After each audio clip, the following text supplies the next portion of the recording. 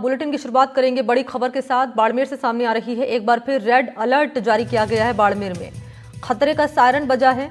Collector ने ये red alert जारी किया है और बाड़मेर में ड्रोन स्ट्राइक की क्योंकि आशंका जताई जा रही है और ऐसे में ये अलर्ट जारी किया गया है। सुबह 5:15 पर बाड़मेर में धमाका हुआ और यहाँ सेना ने कई ड्रोन को मार गिराया क्योंकि पाकिस्तान की सेना ड्रोन से हमले कर रही है, मिसाइल से हमले कर रही है और नेस्तनाबूद किया जा रहा है उन तमाम कोशिशों को, उन तमाम नापाक हरकतों को, नापाक करतूतों को हमारी सेना के जरिए, सेना के द्वारा।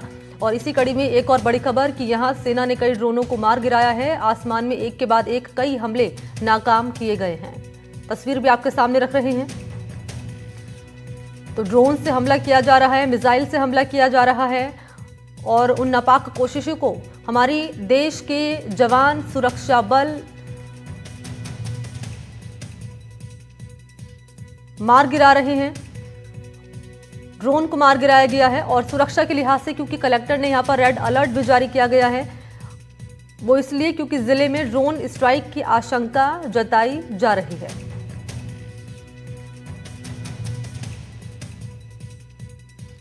तो आसमान में एक के बाद एक कई हमले नाकाम किए गए हैं और एक धमाका भी हुआ है बाड़मेर में सुबह 5:15 पर।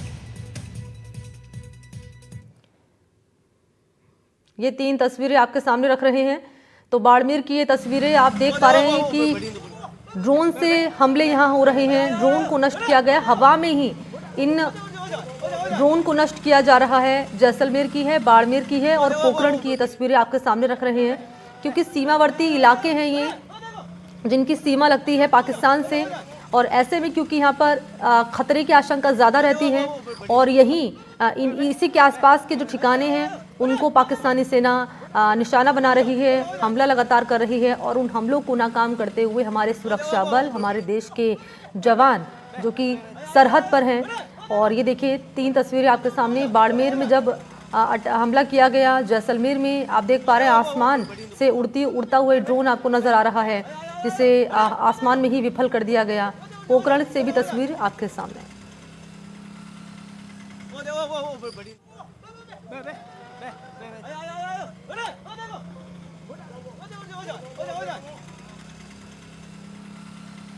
तो धमाका यहां पर हुआ और धमाके के बाद सायरन बजा और क्योंकि आसपास के इलाकों में सुरक्षा भी कड़ी कर दी गई है और यहां ड्रोन स्ट्राइक की क्योंकि आशंका जताई जा रही है, तो ऐसे में सुरक्षा के लिहाज से कलेक्टर ने रेड अलर्ट जारी किया है।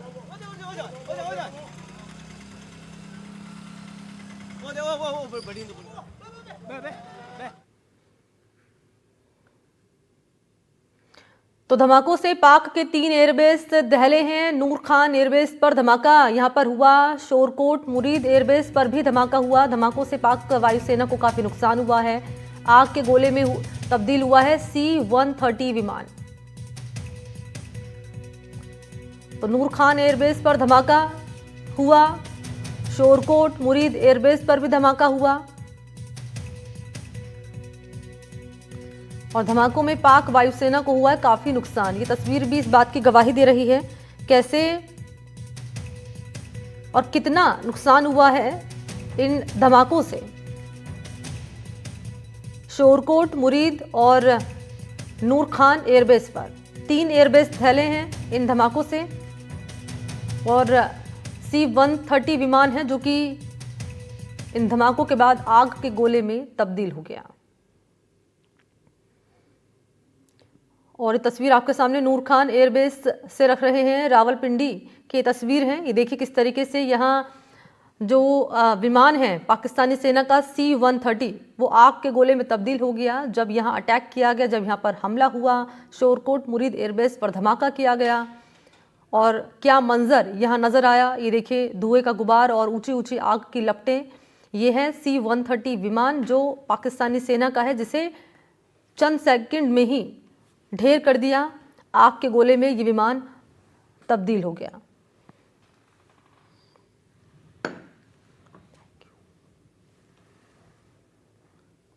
तो ये नूर खान एयरबेस रावलपिंडी की तस्वीरें आपके सामने रख रहे हैं। तो पाकिस्तानी सेना का विमान है C-130। जब धमाका हुआ, किस तरीके से इसमें आग लगी, ऊंची ऊंची आग की लपटें, ये धुएं का गुबार, और ये विमान पूरी तरीके से राख में तब्दील हो गया।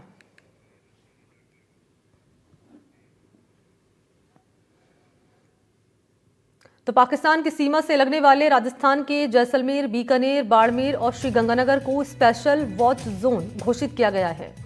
इन सभी जिलों में पुलिस, बीएसएफ और प्रशासन को आपसी समन्वय से 24 घंटे निगरानी रखने के निर्देश दिए गए हैं।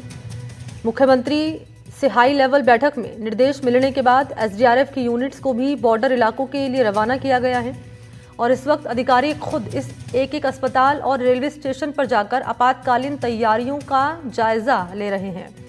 और महत्वपूर्ण ये हो जाता है कि दवाइयों से लेकर खाने पीने के सामान, ईंधन, ब्लड का स्टॉक कर लिया गया है। फिलहाल आम जनता से अपील है कि सोशल मीडिया पर वायरल फेक दावे और वीडियो पर ध्यान न दें, किसी के बहकावे में ना आए और कोई ऐसी जानकारी पब्लिक ना करे जिससे राष्ट्रीय सुरक्षा को नुकसान पहुंचे। लोगों को घबराए बिना हिम्मत से काम लेना है और प्रशासन का सहयोग करना है। किसी भी इमरजेंसी की स्थिति में हेल्पलाइन नंबर पर कॉल कर प्रशासन को आप हेल्प के लिए बुला सकते हैं।